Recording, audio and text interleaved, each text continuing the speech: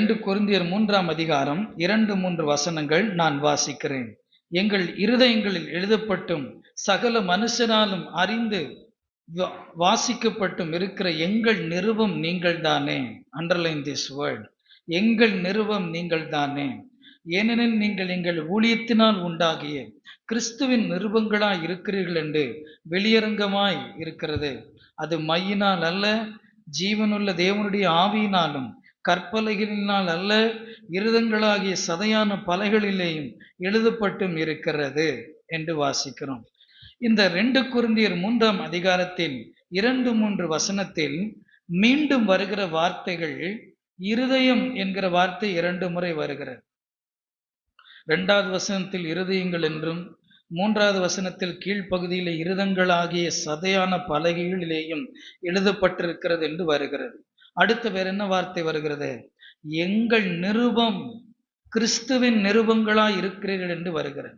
நிருபங்கள் நிருபங்கள் நிருபம்னா மற்றொரு தமிழ் வார்த்தை என்ன இருக்கு? நிருபங்கள் அப்படின்னா மற்றொரு என்ன வார்த்தை சொல்லலாம்? மற்றொரு வார்த்தை கடிதங்கள், லெட்டர், எபிஸ்டில்.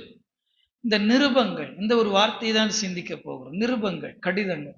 கிட்டத்தட்ட ஒரு 30-40 வருஷத்துக்கு முந்தி கடித போக்குவரத்துன்னு ஒன்று இருந்தது. இன்னைக்குதான் வாகன போக்குவரத்து, கனரக வாகன போக்குவரத்து அப்படின்னு நம்ம தெரிஞ்சு பழக்கம். இப்ப இருக்கிற பிள்ளைங்களுக்கு தெரியாது. ஒரு 30-40 வருஷத்துக்கு முந்தி கடித போக்குவரத்து, இட்ஸ் எ டூல். ஒரு நல்ல ஒரு கடித போக்குவரத்து, ஒரு நல்ல டூல். அது சில வருடத்துல அன்றைக்கெல்லாம் அது ரொம்ப வல்லமை உள்ளதா இருந்தது. கடித போக்குவரத்து. கடிதங்களுக்கு வல்லமை இருக்கிறது, நிருபங்களுக்கு வல்லமை இருக்கிறது.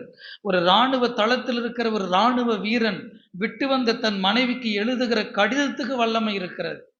ஒரு முன்னாள் பாரத பிரதமர் நேரு தனது மகள் இந்திரா காந்தி அம்மையாருக்கு எழுதின கடிதத்திற்கு வல்லமை இருக்கிறது. அந்த கடிதம் இன்றைக்கு அருங்காட்சியகத்தில் பார்வைக்கு வைக்கப்பட்டிருக்கிறது. சில அண்டைய கால சோழர்கள், ராஜாக்கள், அன்றைக்கு இருக்கிற மக்களுக்கு எழுதின கடிதங்களுக்கு, நிருபங்களுக்கு வல்லமை இருக்கிறது. இன்றைக்கு பாருங்கள், கடிதத்தினுடைய அந்த அனுப்புதலும் பெறுதலும் மிகவும் முற்றிலும் குறைந்து விட்டது. இன்னும் சபைகளுக்கு கூட இன்றைக்கு கடிதங்கள் அனுப்புறது இல்லை. ஏதாவது கடிதம் கேட்டா ஒன்னும் அனுப்ப தேவையில்லை, வாட்ஸ்அப் பண்ணிடுங்க, அது போதும், நாங்க படிச்சுக்கிறோம். அதுல எந்த அளவுக்கு உண்மைத்தன்மை இருக்குன்னு தெரியல. அப்போ கடிதங்கள் கூட இன்றைக்கு பெரும்பாலும் வருவதில்லை. இன்னும் மாணவர்களை கேட்டோம்னா 10வது வகுப்புல ஒரு 10 மார்க்கு எக்ஸ்ட்ரா எதுக்கு தான்? கடிதம் எழுதுறதுக்கு தான். நம்ம நினைக்கிறோம் புதிய ஏற்பாட்டில் தான் நிருபம் இருக்குன்னு. பழைய ஏற்பாட்டில் நிருபங்கள் இருக்கு. சிலர் கடிதங்கள் எழுதி இருக்கிறாங்க. தாவீது உசியாவை யுத்த களத்தில் முன்னே விட்டு நீங்கள் பின்னே வாருங்கள், அவன் அங்கே செத்து மடியட்டும் என்று கடிதம் எழுதியிருக்கிறான். வாசிப்போமா? 2 சாமுவேல் 11ஆம் அதிகாரம் 14-15 வசனங்களை வாசிப்போமானா, அந்த உரியா கையில தன்னை குறித்த மரண காதியம் அது அவன் கையில தான் இருக்குன்னு அவனுக்கே தெரியாது. அப்போ அந்த உரியாவை என்ன செய்யுங்க? முன்னே விட்டு என்ன செய்யுங்க? நீங்க பின்னே வாங்க, அவன் அங்கே செத்து மடியிட்டுன்னு தாவீது எழுதின நிருபம் எத்தனை பேருக்கு தெரியும்? தாவீது இப்படிப்பட்ட ஒரு கடிதம் எழுதியிருக்கிறான் எத்தனை பேருக்கு தெரியும்? பழைய ஏற்பாட்டில் அவன் செய்த செயலை பாருங்கள். ஆண்டவர் எல்லாவற்றையுமே பதிவு இரக்கம் செய்திருக்கிறார். எல்லாவற்றையும் அவர் எழுதி வைத்திருக்கிறார். ஒரு ராணி, எசபேல் ராணியும் ஒரு நிருபம் எழுதியிருக்கிறார். நீங்கள் நாபோத்தை என்ன செய்யுங்கள்? பொய் சாட்சிகள் ஏற்படுத்தி அவனை கல்லெறிந்து கொள்ளுங்கள் என்று சொல்லி ராஜாவின் பெயரால் முத்திரையால் என்ன செய்தார்? நிருபம் எழுதி வைத்திருக்கிறாள். நீங்கள் 1 ராஜாக்கள் 21ஆம் அதிகாரம் 1 ராஜாக்கள் 21ஆம் அதிகாரம் 8-10 வசனங்களை நீங்கள் வாசிப்பீர்களானால், தீர்க்கதரிசிகளில் ஒரு தீர்க்கதரிசியாகிய எலியா தீர்க்கதரிசி கூட ஒரு கடிதம் எழுதியிருக்கிறார். எலியா தீர்க்கதரிசி கூட ஒரு நிருபம் எழுதியிருக்கிறார். நீங்கள் 2 நாளாகமும் 21:12 வாசிப்பீர்களானால், அன்றைய காலத்தில் இருந்த ராஜாவை எச்சரிக்கும் வண்ணமாக, நீ இப்படி செய்தால் நீ தண்டிக்கப்படுவாய், எனவே நீ மனம் திரும்பு என்று சொல்லி ஒரு ராஜாவையே எச்சரிக்க வண்ணமாக எலியா தீர்க்கதரிசி நிருபத்தை, கடிதத்தை எழுதி ராஜாவுக்கு எட்டும்படி அவன் செய்தான். அப்படியானால் வேதத்தில் இது போன்ற தேவ மனிதர்கள் கடிதங்களை எழுதினுடைய சூழ்நிலையை நாம் பார்க்கிறோம். நிருபங்கள் இன்றியமையாதது. கடிதங்களுக்கு வல்லமை இருக்கிறது. கடிதங்கள் கிரியை செய்யக்கூடியது. ஒரு மனிதர் இன்னொரு இடத்திலிருந்து மனம் திறந்து உள்ளத்திலிருந்து ஒரு கடிதங்களை எழுதி அனுப்புகிறான். எனவேதான் பரிசுத்த வேதாகமமே முழுமை பெறுவதற்கு, முற்று பெறுவதற்கு சில பக்தர்கள் எழுதின கடிதங்களை ஆவியானவர் சேர்த்து பதித்து வைத்திருக்கிறார் என்பதை நாம் மறக்க கூடாது. இனிவொருவருக்கு எழுதின கடிதங்கள், ஒரு நபர் ஒரு சபைக்கு எழுதினது, ஒரு நபர் ஒரு ஊழியக்காரனுக்கு எழுதினது கடிதங்களாக ஆண்டவர் சேர்த்து கோர்த்து வேதத்திலே முழுமை பெற செய்யும்படி ஆண்டவர் எழுதி வைத்திருக்கிறார். அப்படியானால் இந்த காலை வேளையில் எசேக்கியா ராஜாவின் வாழ்க்கையில் வந்து போன 3 கடிதங்களை நாம் இன்றைக்கு சிந்திக்க பரிசுத்த ஆவியானவர் கட்டளையிடுவாராக. 2 நாளாகமத்தின் புத்தகம் 30ஆம் அதிகாரத்தினுடைய முதல் வசனம் நான் வாசிக்கிறேன். அதன் பின்பு இஸ்ரவேலின் தேவனாகிய கர்த்தருக்கு பஸ்காவை ஆசரிக்கும்படி எருசலேமில் இருக்கிற கர்த்தருடைய ஆலயத்திற்கு வாருங்கள் என்று எசேக்கியா இஸ்ரவேலின் யூதா எங்கும் ஆட்களை அனுப்பினதும் அன்றி எப்ராயிம் மனாசே கோத்திரங்களுக்கும் நிருபங்களை எழுதி அனுப்பினான். நிருபம்னா என்ன வார்த்தை? கடிதம் எழுதி அனுப்பினான். தன்னுடைய யூத கோத்திரத்தில் இருக்கிற 9.5 கோத்திரத்துக்கு மாத்திரமல்ல, இஸ்ரவேல் தேசத்தில் இருக்கிற 2.5 கோத்திரம், எப்ராயிம் மனாசே என்கிற அந்த கோத்திரத்துக்கும், ஆக மொத்தம் 12 கோத்திரத்தாருக்கு எல்லாருக்கும் சேர்த்து கடிதம் எழுதி அனுப்பினான். யார் எழுதி அனுப்பினது? யார் எழுதினது? எசேக்கியா. அவர் யார் தான்? ஒரு ராஜா தான். ஒரு ராஜா ஜனங்களுக்கு, கோத்திரங்களுக்கு கடிதத்தை எழுதி அனுப்பினார். ஒரு கடிதம்னா அதுல மேலேயே நீங்க அரசாங்கத்துல இருக்கிற கடிதத்தை என்னைக்காவது பார்த்திருக்கீங்களா? கவர்மெண்ட் லெட்டர் என்னைக்காவது பார்த்திருக்கீங்களா? அது எடுத்த உடனே கம்பி மேட்டர் எழுத மாட்டாங்க.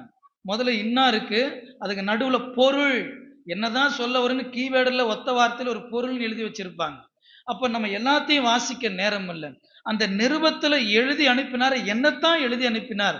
அந்த கண்டன் என்ன எழுதி 6வது வசனத்தை நீங்கள் வாசிப்பீர்களான்னா, அப்படியே ராஜாவும் அவனுடைய பிரபுக்களும் கொடுத்த நிருபங்களை அஞ்சற்காரர் வாங்கி ராஜாவுடைய கட்டளையின்படி இஸ்ரவேலில் யூதா எங்கும் போய், இஸ்ரவேல் புத்திரரே, ஆபிரகாம், ஈசாக்கு, இஸ்ரவேல் என்பவருடைய தேவனாகிய கர்த்தரிடத்துக்கு திரும்புங்கள்.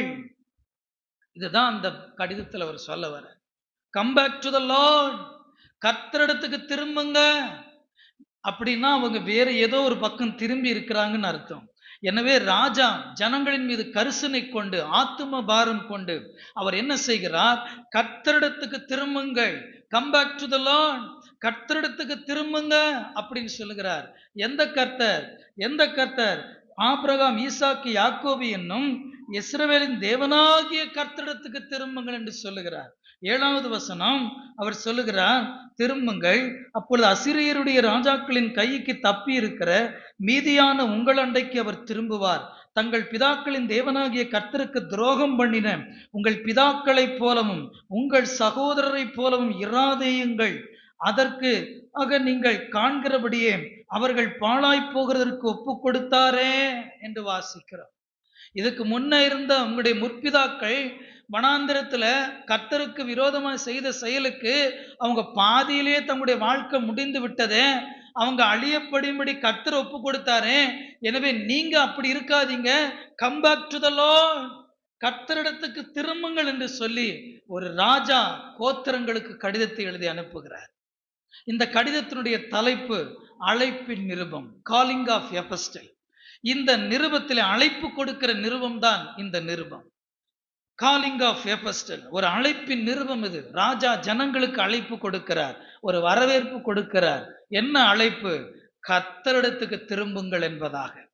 அடுத்த 8வது வசனம், இப்போதும் உங்கள் பிதாக்களைப் போல உங்கள் கழுத்தை கடினப்படுத்தாதேயுங்கள். நீங்கள் கர்த்தருக்கு உடன்பட்டு அவர் சதா காலத்துக்கும் பரிசுத்தம் பண்ணின அவருடைய பரிசுத்த ஸ்தலத்துக்கு வந்து உங்கள் தேவனாகிய கர்த்தரை சேவியுங்கள். அப்பொழுது அவருடைய உக்கிரமான கோபம் உங்களை விட்டு திரும்பும். கர்த்தரை சேவிங்க, வந்தவரை ஆராதனை பண்ணுங்க அப்படின்னு சொல்லி ஒரு ராஜா கடிதத்துல எவ்வளவு தெளிவா எழுதுறாரு பாருங்க. ஒரு அழைப்பின் நிருபம், அழைப்பின் நிருபம். 9வது வசனம் பாருங்க, எல்லாரும் சேர்ந்து வாசிப்போம். நீங்கள் கர்த்தரிடத்துக்கு திரும்பினால் உங்கள் சகோதரரும் உங்கள் பிள்ளைகளும் தங்களை சிறைபிடித்தவர்களுக்கு முன்பாக இரக்கம் பெறுகிறதற்கும் இந்த தேசத்திற்கு திரும்புகிறதற்கும் அது ஏதுவாகும். உங்கள் தேவனாகிய கர்த்தர் கிருபையும் இரக்கம் உள்ளவர். நீங்கள் அவரிடத்திற்கு திரும்பினால் அவர் தம்முடைய முகத்தை உங்களை விட்டு விலக்குவதில்லை என்றார் என்று வாசிக்கிறோம். அப்படின்னா என்ன சொல்ல வர்றாருன்னா, நீங்க அவர் பக்கம் திரும்பினீங்கன்னா அவர் உங்க பக்கம் திரும்புவார். இதைத்தான் அவர் சொல்ல வர்றார். நீங்க கர்த்தர் பக்கம் திரும்பினீங்கன்னா அவர் உங்க பக்கம் திரும்புவார். உங்க கழுத்தை கடினப்படுத்தாதுங்க. கர்த்தரை சேவிங்க, அவரிடத்திற்கு வாருங்க, எருசலேமுக்கு வாருங்க, ஆலயத்திற்கு வாருங்க, கர்த்தரிடத்துல திரும்புங்கள் என்று சொல்லி ஒரு ராஜா ஜனங்களுக்கு கடிதம் நிருபம் எழுதுகிறார். இப்ப இந்த கடிதம் ஜனங்களுக்கு போய் சேருகிறது. இந்த ஜனங்கள் அதை படித்து தெரிந்து கொண்ட பிறகு அதனால் வந்த விளைவை பார்ப்பீர்கள்.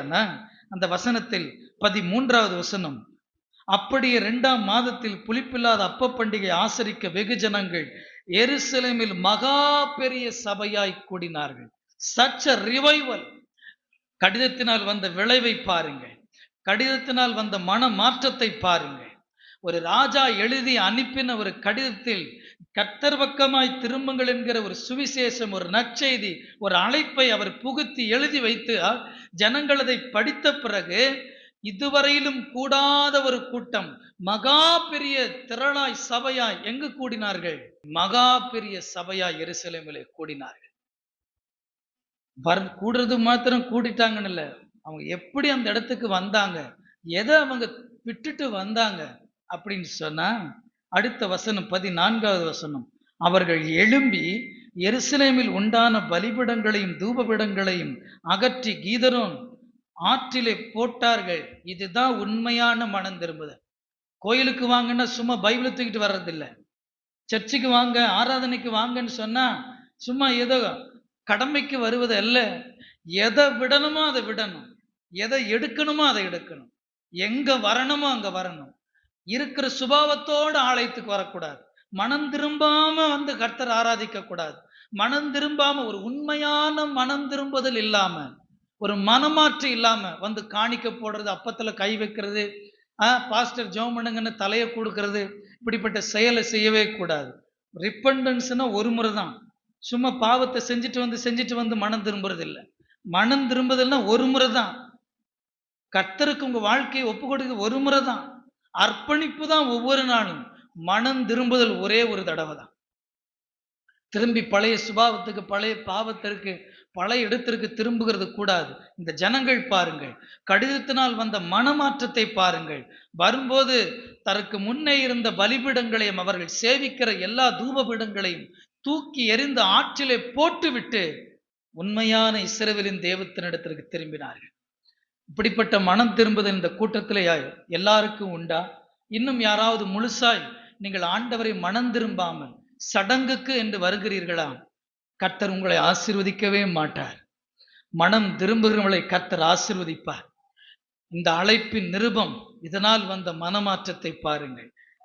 15வது வசனத்திலே வாசிக்கிறோம், பின்பு அந்த 2ஆம் மாதம் 14ஆம் தேதியில் பஸ்காவின் ஆட்டுக்குட்டிகள் அடித்தார்கள்.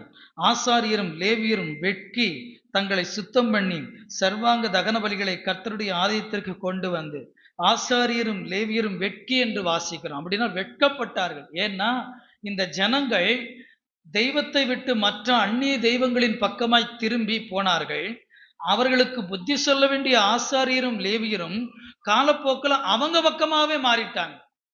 புத்தி சொல்ல வேண்டிய ஆசாரியர் லேவியரும் காலப்போக்கில் நாட்கள் கடந்து போய் அந்த ஜனங்கள் என்னவா மாறிட்டாங்களோ இவங்களும் அப்படி மாறிட்டாங்க. எனவே ஒரு கடிதம் வந்ததுனால இவங்க உணர்த்தப்பட்டு வெட்கப்பட்டார்கள். ஆண்டவர் இதை தெளிவாக எழுதி வைத்திருக்கிறார். பிறகு இவர்கள் தங்களை சரி செய்து கொண்ட பிறகு ஜனங்களை சரி செய்து கொண்டார்கள். 17வது வசனம், சபையிலே அநேகர் தங்களை பரிசுத்தம் பண்ணி கொள்ளாதிருந்தார்கள். ஆகையால் சுத்தமில்லாத எல்லாரையும் கர்த்தருக்கு பரிசுத்தம் பண்ண லேவியர் அவர்களுக்காக பஸ்காவின் ஆட்டுக்குட்டிகளை அடிக்கும்படி காரியத்தை விசாரித்தான் என்று பார்க்கிறார். ஜனங்கள் சபைக்கு வந்தாங்க, நிறைய பேர் பரிசுத்தம் பண்ணல. இந்த சபையில எல்லாரும் பரிசுத்தமா இருக்கிறீங்களாப்பா?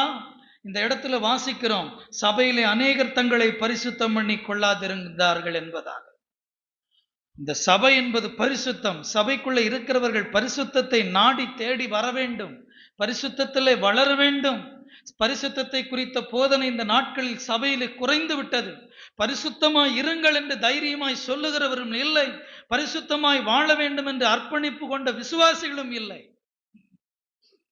கடிதத்தினால் வந்த விளைவு, என் உள்ளத்தை மகிழ பண்ணின ஒரு வார்த்தை. கடைசி அந்த வசனத்திலே 26வது வசனம், 26வது வசனம், அப்படியே எருசலேமில் மகா சந்தோஷம் உண்டாயிருந்தது.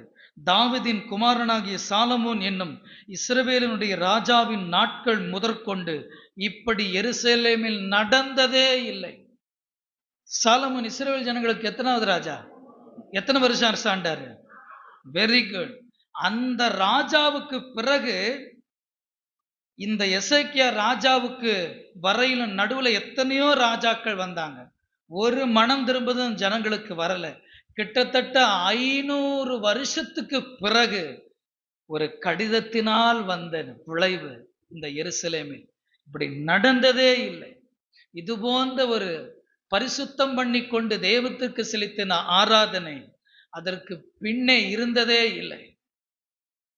ஒரு கடிதத்தினால் வந்த விளைவு, ஒரு அழைப்பின் நிருபம், ஒரு மனம் திரும்புதல். எசேக்கியாவுடைய அவருக்கு பாருங்க, எத்தனையோ வேலை அவருக்கு இருந்தது, ஆனால் ஜனங்களுக்கு மீது கரிசனை.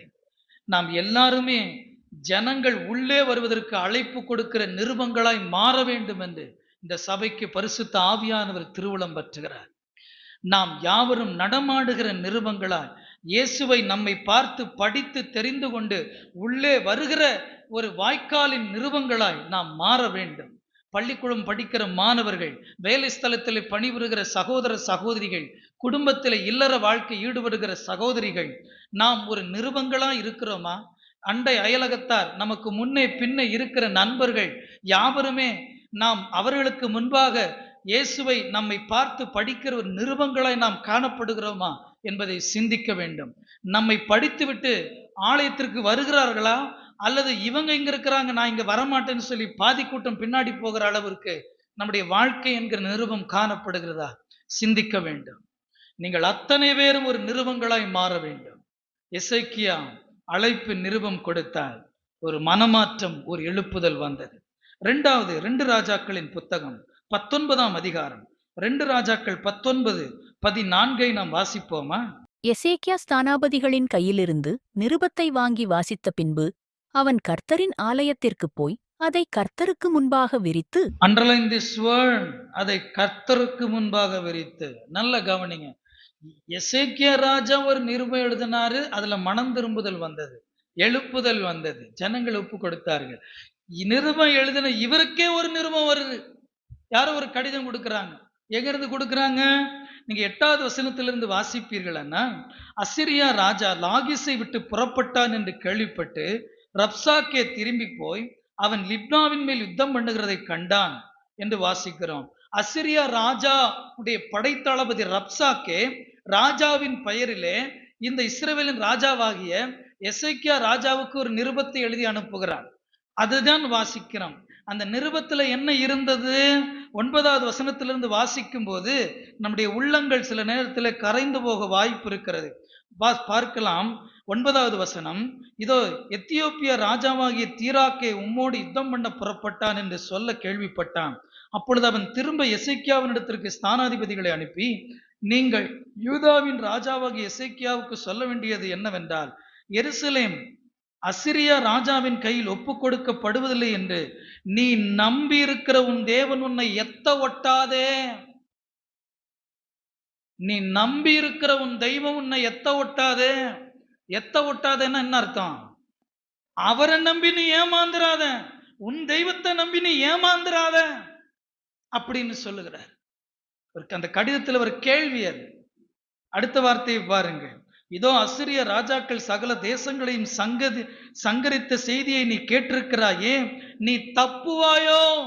மற்றொரு கேள்வி, நீ தப்புவாயோ? நம்முடைய மெட்ராஸ் பாஷையில சொல்லணும்னா எப்படி சொல்லலாம்? மகனை நீ என் கையில இருந்து தப்புவியா? இந்த நடைமுறையில் இந்த வார்த்தை பயன்படுத்துறோமா இல்லையா? நண்பர்கள் வட்டாரத்துல பேசும்போது சொல்லுவீங்களா இல்லையா? எப்படி நீ தப்புற பார்க்கலான்னு சொல்றோமா இல்லையா? கட்டாயம் உன்னை நான் மாட்டி விடுவேன் சொல்றோமா இல்லையா?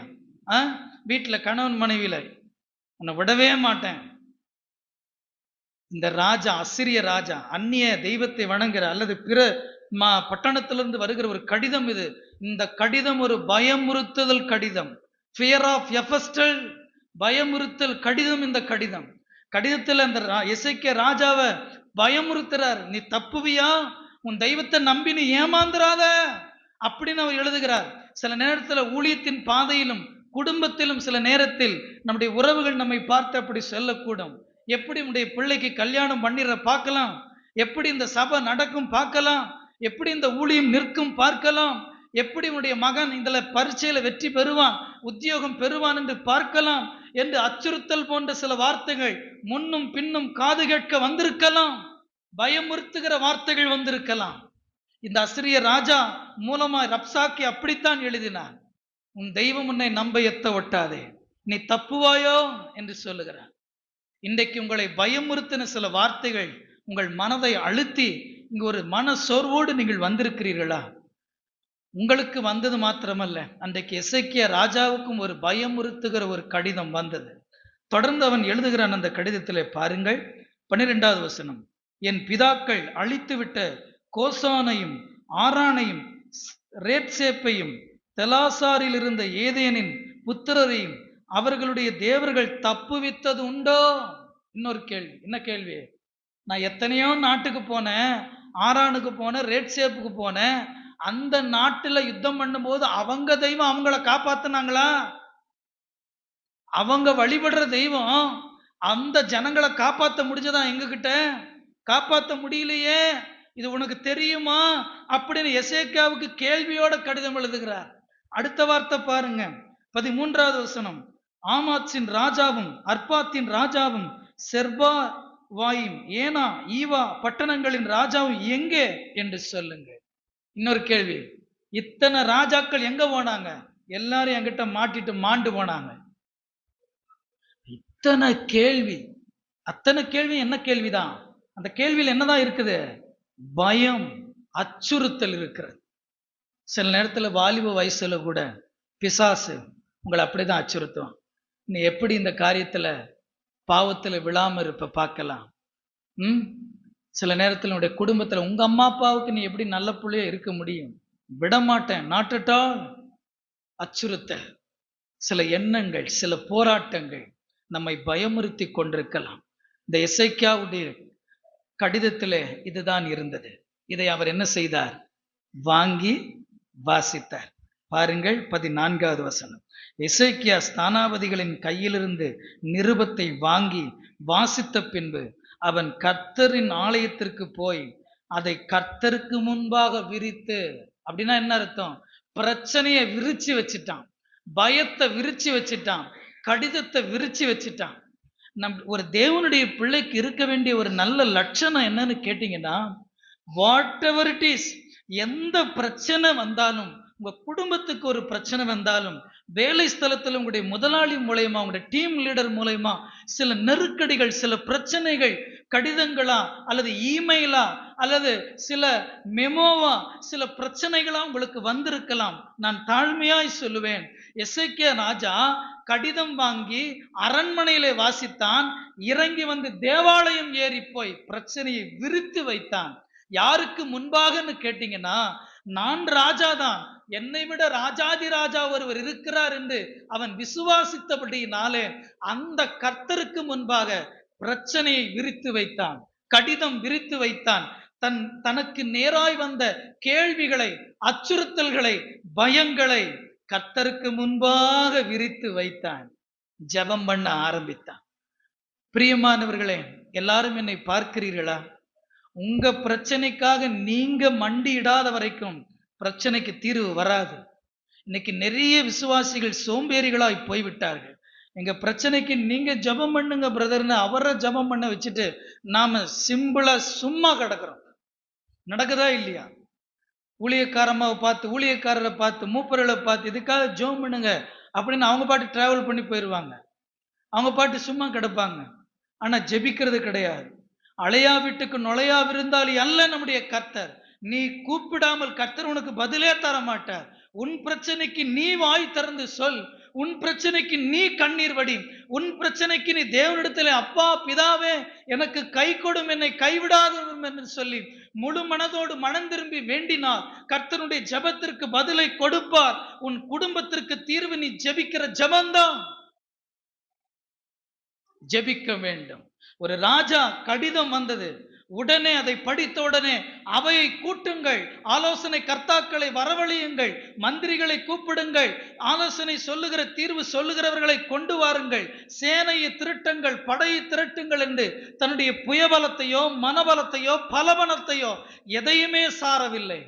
அரண்மனையை விட்டு இறங்கி தேவாலயம் ஏறி கர்த்தருக்கு முன்பாக பிரச்சனையை விரித்து விட்டான்.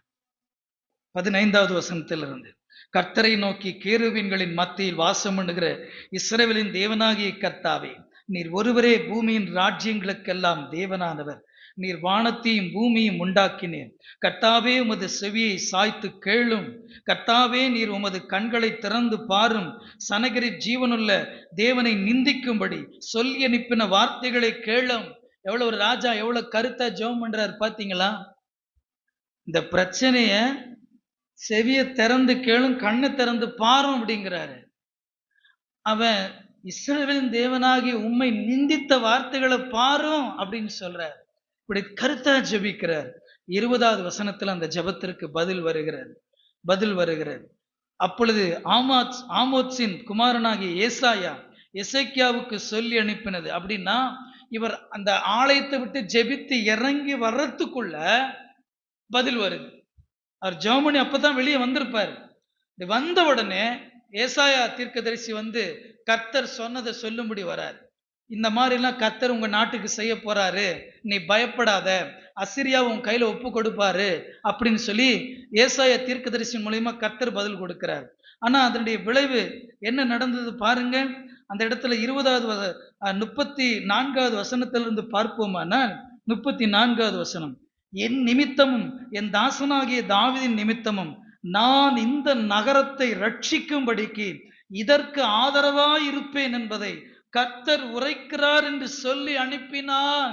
நான் இந்த நகரத்துக்கு ஆதரவாய் இருப்பேன் அப்படின்னா, நான் இந்த பட்டணத்துக்கு பாதுகாப்பாய் இருப்பேன், இந்த குடும்பத்துக்கு நான் பாதுகாப்பாய் இருப்பேன், இந்த சபைக்கு நான் பாதுகாப்பாய் இருப்பேன், இந்த ஊழியத்திற்கு நான் ஆதரவாய் இருப்பேன், இந்த ஊழியக்காரனுக்கு நான் ஆதரவாய் இருப்பேன் என்கிறார். இவர் கடிதத்தை கர்த்தருக்கு முன்பாக விரித்து மனம் திறந்து வேண்டினார். தேவனிடத்திலிருந்து பதில் வந்தது. என்ன பதில்? இந்த பட்டணத்திற்கு நான் ஆதரவாய் இருப்பேன் என்பதாக. இதை ரட்சிப்பதற்காக, காப்பாற்றுவதற்காக நீ என்னிடத்திலிருந்து ஜெபித்தாய், என்னுடைய உதவியை நீ நாடினாய், நான் தான் இதற்கு தீர்வு என்று கண்டுகொண்டாய், உன்னுடைய ஜெபத்தை கேட்டேன், நான் இதற்கு ஆதரவாய் இருப்பேன் என்று கர்த்தர் நடவடிக்கை எடுத்தார். ஜபத்திற்கு எவ்வளவு வேலை நடக்குது பாத்தீங்களா? அதுக்கு தான் நான் சொல்றேன், ஜபம் பண்றதை நிப்பாட்டாதுங்க. ஒரு முறை ஜெபம் பண்ண, 2 முறை ஜெபம் பண்ண பிரதர், எதுவுமே நடக்கல, அதனால அந்த காரியத்தை அப்படியே விட்டுறது. காரியம் மாறுதலாய் முடிகிற வரையிலும் ஒரு விசுவாசி ஜெபிக்கிற ஜபத்தை நிறுத்தக்கூடாது. இந்த கூட்டத்தில் ஒருவேளை நெடுநாளாய் ஒரு காரியத்தை குறித்து ஜெபித்து சோர்ந்து போய் இருக்கிறவர்கள், மீண்டும் உங்கள் காரியத்திற்காக ஜெபித்தை துவங்குங்கள். கர்த்தர் பதிலை கொடுப்பார். எசேக்கியா ராஜாவின் கடிதத்திற்கு பதில் வந்தது போல உங்களுடைய வேண்டுதலுக்கும் கர்த்தர் நிச்சயமாய் பதில் தருவார். இந்த வருடம் முடிவுக்குள்ளாக ஆரம்பம் அற்பமாய் இருந்தாலும் முடிவு சம்பூர்ணமாய் இருக்கும்படி கர்த்தர் செய்வார். பதில் வந்தது. நான் இந்த பட்டணத்துக்கு ஆதரவாய் இருப்பேன். அடுத்தது என்ன வசனம்? 35 வாசிங்க பார்ப்போம். போதும். என்று ராத்திரி கடிதம் ஒருவேளை காலையில வந்திருக்கலாம், நம்பாள் ஒருவேளை மத்தியானம் போய் ஆலயத்துல போய் ஜெபம் பண்ணிருக்கலாம். அன்று ராத்திரி கடிதம் வந்த அந்த நாளின் அன்று ராத்திரி, ஜெபித்த நாளின் அன்று ராத்திரியிலேயே கர்த்தர் நடவடிக்கை எடுத்தார். வாசியுங்கள். அன்று ராத்திரியிலே சம்பவித்தது என்னவென்றால், கர்த்தருடைய தூதன் புறப்பட்டு அசிரியரின் பாளையத்தில் 109,000 பேரை சங்கரித்தான். அதிகாலமே எழுந்திருக்கும் போது இதோ அவர்கள் எல்லாரும் செத்த பிரேதங்களாய் கிடந்தார்கள் என்று வாசிக்கிறோம். ஜெபத்தினால் வந்த பதிலடி பார்த்தீர்களா? உங்க பிரச்சனையை நீங்களே பார்த்துக்கலாம். அங்க தேடலாமா, இவங்களை தேடலாமா, இவங்களை கூப்பிடலாமா, போலீஸை தேடலாமா, லாயரை தேடலாமா, அப்படி நிறைய பேர் இன்னைக்கு தேடிட்டு இருக்கிறாங்க. யாரு? வேதத்தை சுமக்கிற வேதக்காரங்க தான், தேவனுடைய பிள்ளைகள் தான். உலகத்தானுடைய உதவி, உலகத்தானுடைய அறிவை தேடி போறாங்க. உன்னதமான ஞானமும் உன்னதமான ஆலோசனையும் கர்த்தர் நமக்கு கொடுத்த இந்த அன்பின் புஸ்தகத்திலே, சட்ட புஸ்தகத்திலே இருக்கிறது. ஆவியானவர் ஆவியானவருடைய ஐடியாவை கண்டுபிடிக்கணும்னா அவர் எழுதி வைத்த புத்தகத்தை படிச்சா போதும். ஹோலி ஸ்பிரிட்டுடைய கைட்லைன் வேதத்தில் இருக்கிறது. இவன் ஜெபித்தான். அந்த ராத்திரியிலேயே யார் உன்னை கொல்லுவேன் என்று சொன்னார்களோ அவர்களே செத்து மடிந்து பிரேதங்களாய் கிடந்தார்கள். இன்னொரு ஆச்சரியம் என்ன தெரியுமா? கடிதத்திற்கு மூல காரணமான அந்த ராஜா இவங்கெல்லாம் செத்து கிடந்ததை பார்த்து இருக்கிற உசிரை காப்பாத்திக்கணும்னு சொந்த கோயில் குலதெய்வத்துல போய் தான் உயிரை காப்பாத்தி கொள்ள வேண்டும் என்று போனான். நடந்தது என்ன தெரியுமா? அடுத்த வசனம் வாசியுங்க. அப்பொழுது அசிரிய ராஜாவாகிய சனகரி பிரயாணப்பட்டு திரும்பி போய் நினிவேயில் இருந்து விட்டான். அவன் தன் தேவனாகிய நிஸ்ரோகின் கோவிலில் பணிந்து கொள்ளுகிற போது அவன் குமாரனாகிய அத்ரமலேக்கும் சரேத்சேரும் அவனை பட்டயத்தினால் வெட்டி போட்டு என்று வாசிக்கிறோம். பாத்தீங்களா?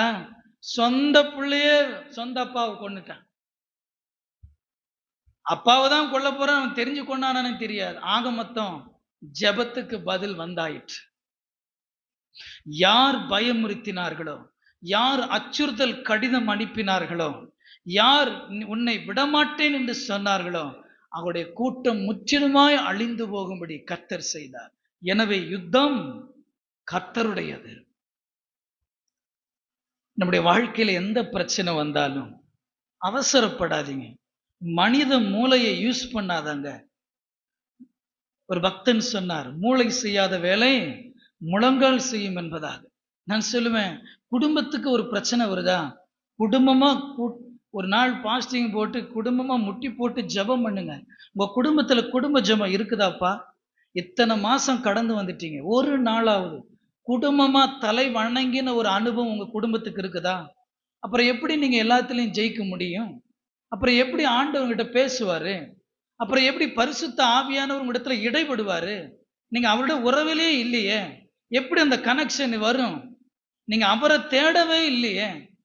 குடும்பம்னு சொன்னா நீங்க குடும்பமா ஜெபிக்கணும். இன்றைய பந்தியில கை வைக்க வந்த நீ நேற்றைய தினமே குடும்பமாய் நீ ஜெபித்து ஆயத்தப்பட்டிருக்க வேண்டும். குடும்ப ஜெபம் இல்லைன்னா நீங்க ஆவிக்குரிய உலகத்தில் வருகிற போராட்டங்களை குடும்பமா ஜெயிக்க முடியாது. பிள்ளைகளுடைய வாழ்வுக்கு வெற்றி வகுக்க பெத்தவங்க அதிகமா ஜெபிக்கணும். உன் பையன் பரிசுத்தமா இருக்கணும். அவன் திருமணம் ஆகிற வரையிலும் இடைப்பட்ட காலத்துல எங்கேயும் அவன் லேக் ஆகக்கூடாது, ஸ்லிப் ஆகக்கூடாது, எங்கேயாவது விழுந்துடக்கூடாது, யாருக்கும் மனசு பறிகொடுக்க கூடாதுன்னா தாய் தகப்பன் எந்த அளவுக்கு ஜெபித்திருக்க வேண்டும்? வாலிபனா இருக்கிற நீ, ரட்சிக்கப்பட்டிருக்கிற வாலிப மகனே மகளே, உன்னுடைய வாழ்க்கையில கர்த்தருக்கு உண்மையா இருக்கணும்னா ஆண்டவருக்கு உனக்கும் அந்தரங்கத்துல எந்த அளவுக்கு உறவு இருக்கிறது? இந்த எசேக்கியா ராஜா ஜெபித்தான். அதிகாரத்தையும் புயபலத்தையும் மனபலத்தையும் தேடவில்லை, தேவனிடத்திலே தேடி பதில் சொன்னார். கர்த்தர் பதில் கொடுத்தார், வெற்றியை கொடுத்தார், ஜெயத்தை கொடுத்தார். கடைசியாக எசேக்கியா ராஜா என் வாழ்க்கையிலே வந்து போன 3ஆம் கடிதம் வாசிப்போமா? ஏசாயா தீர்க்கதரிசன புத்தகம் 39ஆம் அதிகாரம் 1வது வசனம் வாசிப்போம்.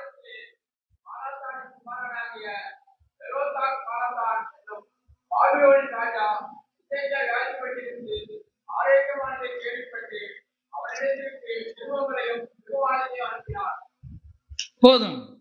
இப்ப இவருக்கு 2வது முறையும் என்ன வருது? கடிதம் வருது, நிருபம் வருது. ஒரு முறை இவர் எழுதினது, மீது 2 முறை யார் எழுதினது? வேறொருத்தர் எழுதினது. அப்ப 2வது முறை வருகிற நிருபம் இல்லையா? இந்த நிருபம் ஒரு சோதனையின் நிருபம். சோதனைக்கு டெஸ்டிங் ஆஃப் எபஸ்டல், சோதனையின் நிருபம். நல்ல கவனிங்க. நீங்க உண்மையான விசுவாசி தானா, இல்ல சம் ஆக்டிங்கா, அல்லது இதை விழுந்து போனவங்களா அப்படின்னு கண்டுபிடிக்கிறதுக்கு முன்னே ஒரு எசேக்கியா ராஜாவுடைய வாழ்க்கையில நடந்த சம்பவத்தை ஆவியானவர் எழுதி வைத்திருக்கிறார். பாருங்க அந்த வசனம். அக்காலத்திலே பாலதானின் குமாரனாகிய மெரதோத் பாலதான் என்னும் பாபிலோனின் ராஜா எசேக்கியா வியாதிப்பட்டிருந்து ஆரோக்கியமானதை கண்டு அவரிடத்திற்கு நிருபங்களையும் வெகுமதிகளையும் அனுப்பினான். நிருபங்களை மட்டும் அனுப்பினாரு, கூட சேர்த்து என்ன அனுப்பினாரு? கூட சேர்த்து சம் கிஃப்ட்ஸ். இங்கிலீஷ்ல என்ன போட்டிருக்கு? இங்கிலீஷ் பைபிள் என்ன போட்டிருக்கு? பிரசன்டேஷன். லெட்டர் கொடுத்தா மட்டும் இவன் மாற மாட்டான், கூட சேர்த்து என்ன கொடுத்துடலாம்? நம்ம நாட்டு சில காஸ்ட்லி பொருட்கள், சில வெகுமதிகளை கொடுப்போன்னு சொல்லி கொடுத்தாரு. நமக்கு இருக்கிற ஒரு மானிட சுபாவமே, நம்ம கிட்ட இல்லாதது யாராவது கொடுத்தாங்கன்னா மயங்கிரும். கரெக்டா? அதுபோல இந்த எசேக்கியா ராஜாவுக்கு ஒரு கடிதம் வந்தது. கடிதம் கூட வரல, கூட சேர்த்து ஒரு பரிசும் வந்தது. நிறைய பரிசு வந்தது. இந்த எசேக்கியா நல்லா தான் இருந்தாரு. இதுக்கு முன்னாடி நிருபம் வந்தது, அதை எடுத்து வாசிச்சாருன்னு எழுதினதை பார்த்தோம். ஆனா இதை இவர் வாசிச்சாரா இல்லையான்னு தெரியல. ஆனா செய்யக்கூடாத ஒரு செயல் செஞ்சிட்டார். ஒரு விசுவாசி, ஒரு மூப்பன், ஒரு ஊழியக்காரன் செய்யக்கூடாத ஒரு செயலை செஞ்சிட்டார். என்ன செய்துட்டாரு? அந்த நிருபத்தையும் பரிசுகளையும் பார்த்து மயங்கி, 2வது வசனம், எசேக்கியா அவர்களை கண்டு சந்தோஷப்பட்டு, அவங்க எங்கிருந்து வராங்கன்னு கூட கொஞ்சம் கூட கேட்கல. என்னதான் எழுதியிருக்குன்னு படிச்சாரா இல்லையான்னு கூட தெரியல. என்ன செய்யறாரு? பார்த்து சந்தோஷப்பட்டு, அவருக்கு லெட்டரை பார்த்து சந்தோஷப்பட்டாரா இல்லையோ, வெகுமதிகளை பார்த்து சந்தோஷப்பட்டிருக்கலாம். தன் பொக்கிஷ சாலையும் வெள்ளியையும் பொன்னையும் கந்த வர்க்கங்களையும் நல்ல பரிமள தைலத்தையும் தன் ஆயுத சாலை அனைத்தையும் தன் பொக்கிஷ சாலையில் உள்ளது எல்லாவற்றையும் அவர்களுக்கு காண்பித்தான். எசேக்கியா தன் அரண்மனையிலும் தன் ராஜ்யத்திலும் எங்கும் அவர்களுக்கு காண்பியாத பொருள் ஒன்றுமே இல்லை. அப்படின்னா என்ன சொல்ல வரோம் அப்படின்னு கேட்டீங்கன்னா, நம்முடைய பலவீனமும் நம்மை ரட்சித்த கர்த்தருக்கு தெரிந்தால் போதும்.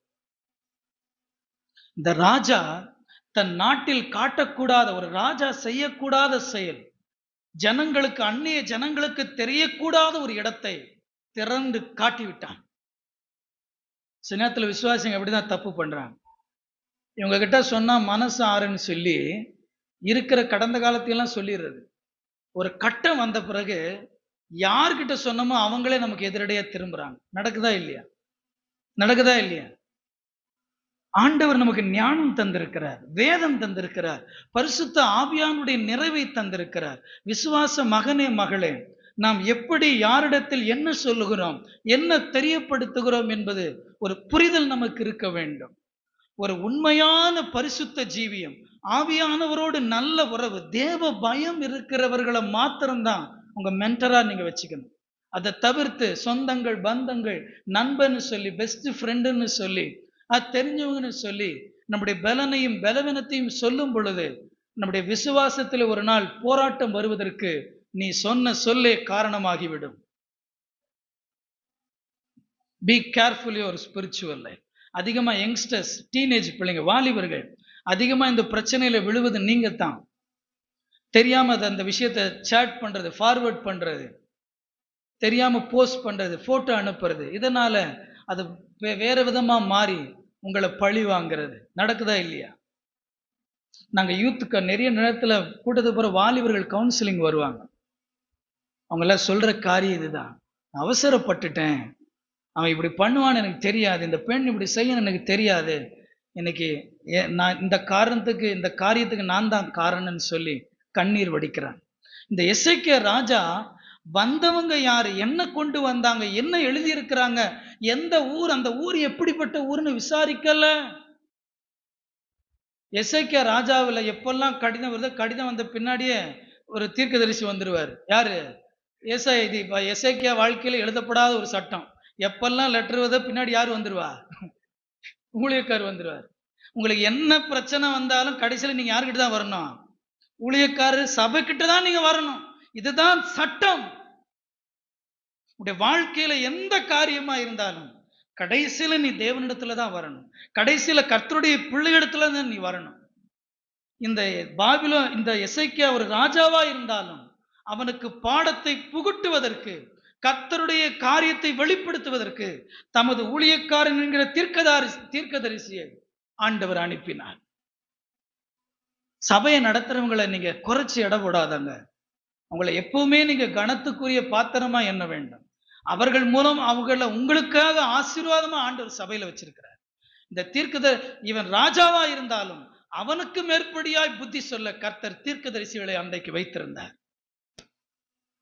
எசையா வந்து கேட்டான், ராஜா கூட கேட்கல, ஆனா ஏசாயா தீர்க்கதரிசி கேட்டான். என்ன கேட்டான்? அடுத்த வசனம் பாருங்க, 3வது வசனம்.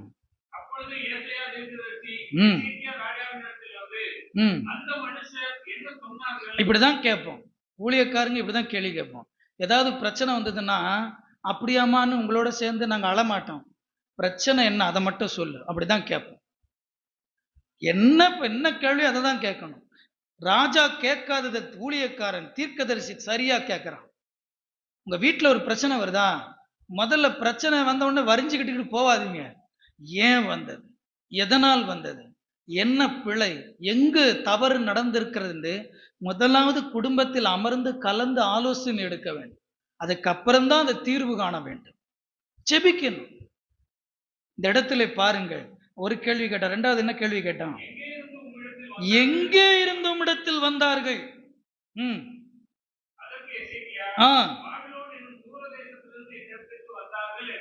உண்மையை உடைச்சிட்டான். இந்த எசேக்கியா ராஜா வெகுமதிகளை கண்டு மயங்கி இருப்பானோ இல்லை எனக்கு தெரியல. அவங்க எங்கிருந்து வந்தாங்கன்ற புரிதலே அவனுக்கு இல்லை. நல்ல கவனிங்க, பாபிலோன் என்பது தேவனுக்கு விரோதமான ஒரு இடம்தான் பாபிலோன். விக்கிரகத்தினுடைய தலைமை இடம்தான் பாபிலோன்.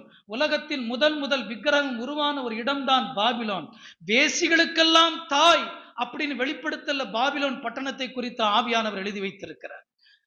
வேசித்தனம் நிறைந்த இடம், விக்கிரகம் நிறைந்த இடம், தேவ பயம் இல்லாத இடம், தேவனுக்கு விரோதமான ஒரு இடம்தான் பாபிலோன். அந்த இடத்திலிருந்து ஒரு சோதனையின் கடிதம் வருகிறது. தேவ மனிதன் எசேக்கியா அதை உணராமல் இந்த கடிதம் வந்த பிறகு அவன் மயங்கி விட்டான். எனவே தீர்க்க தரிசனம் வந்தது, உன் நாட்களுக்கு பிறகு உன் பிள்ளைகளும் ஜனங்களும் அந்த தேசத்தின் அடிமைகளாய் வேலைக்காரர்களாய் போவார்கள் என்று தீர்க்க தரிசனம் வந்தது. நடந்ததா இல்லையா? சில நாட்கள் வந்த பிறகு எசேக்கியாவின் பிள்ளைகள் அந்நிய தேசத்துல எங்கிருந்து சோதனையின் கடிதம் வந்ததோ அதே இடத்திலே கொத்தடிமைகளாய் வேலைக்காரர்களாய் சிறைபிடிக்கப்பட்டார்கள். Be careful your spiritual life. முதல் நிருபம் அழைப்பின் நிருபம், மனம் திரும்புதல் வந்தது. இரண்டாம் நிருபம் பெயர் ஆஃப் எபஸ்டல், பயமுறுத்தல் நிருபம், ஜெபித்தான், ஜெயம் வந்தது. மூன்றாம் நிருபம் சோதனை நிருபம், மயங்கினான், தோல்வி வந்தது. நான் இப்படி சொல்லுவேன், ஆண்டவர் தான் இவனை இப்படி அனுமதிச்சார், கர்த்தர் தான் இவனை இப்படி ஒப்பு கொடுத்தார். கடைசியா வாசிச்சு முடிப்போம். 2 நாளாகமம் 32, 31 நீங்க வாசிப்பீங்கன்னா 2 நாளாகமம் 32, 31. அவன் இருதயத்தில் உண்டான எல்லாவற்றையும் அறியும்படி அவனை சோதிக்கிறதற்காக தேவன் அவனை கைவிட்டார். கைவிட்டார்னா அகன்று இருந்தார், அப்படி தள்ளி இருந்தார்னு அர்த்தம். அகன்று இருந்தார். விசுவாசிங்களே, 10 வருஷம் 5 வருஷம் நானும் விசுவாசின்னு சொல்றீங்க. உங்க விசுவாசத்தை புடமிடுகிற சில சோதனைகள் இந்த உலகத்துல நேரிடலாம். கர்த்தரால் சில நேரத்தில் அனுமதிக்கப்படலாம். உங்களுடைய விசுவாசம் புடமிடுகிற நாட்கள் வரும்போது நீங்கள் எப்படி இருக்க போகிறீர்கள் என்பதற்கு எச்சரிக்கையாகத்தான் ஒரு ராஜாவின் வாழ்க்கையில் நடந்த சங்கதியை ஆண்டவர் எழுதி வைத்திருக்கிறார். Testing of epistle. நேற்றைய தினம் என்னுடைய தியானத்தில் என்ன வாசிக்கும் போதும் ஆண்டவருடைய சுபாவத்தை பற்றியதில் ஒரு சங்கீதக்காரன் எழுதி வைத்தான். சங்கீதம் 7:9 நீங்கள் வாசிப்பீர்களானால், நீதி உள்ளவராகி இருக்கிற தேவரீர் இருதங்களையும் உள்ளந்திரியங்களையும் சோதித்தறிகிறவர். நம்முடைய ஆண்டவருடைய சுபாவத்தில் ஒரு சுபாவம், அவர் தம்முடைய பிள்ளைகளை சோதிப்பார். சுத்த பொன்னாக விளங்குவதற்கு, விசுவாசத்திலே அவர்கள் நிற்பதற்கு, முடிவு பரியந்தம் நிலை நிற்பவனே ரட்சிக்கப்படுவான் என்று சொன்னபடி ஆண்டவர் தம்முடைய பிள்ளைகளை சரிவர அவர்களுக்கு வேலையில்லாததை தட்டி சரி பண்ணி அவர்களை ஒட்டி உடைத்து அவர்களை நிமிர பண்ணும்படி அவர்களை தன்னுடைய ராஜ்யத்திலே அவர்களை கொண்டு போவதற்கு தம்முடைய பிள்ளைகளுக்கு தமது வசனத்தை அனுப்பி அவர்களை புடமிடுகிறார். பிரியமானவர்களே, 3 கடிதங்களை பார்த்தோம். அதனாலேதான் பவுல் சொல்கிறார், எங்கள் நிருபம் நீங்கள் தானே. பிறரை சம்பாதிக்கிற நிருபங்களாய் நாம் இருக்க வேண்டும். பிறருடைய சோதனை பயமுறுத்துகிற நிருபங்கள் வரும்போது அவர்களுக்காய் ஜெபிக்கிறவர்களாய் நாம் மாற வேண்டும். இவன் பாபிலோனிலிருந்து வந்த கடிதத்திலே சோதனையில் அகப்பட்டான். அவன் சந்ததியே வேலைக்காரனாய் மாறிப்பான். எனவே நிருபங்கள் இன்றி அமையாதது. கிருபை உங்களோடு இருப்பதாக. ஆமென்.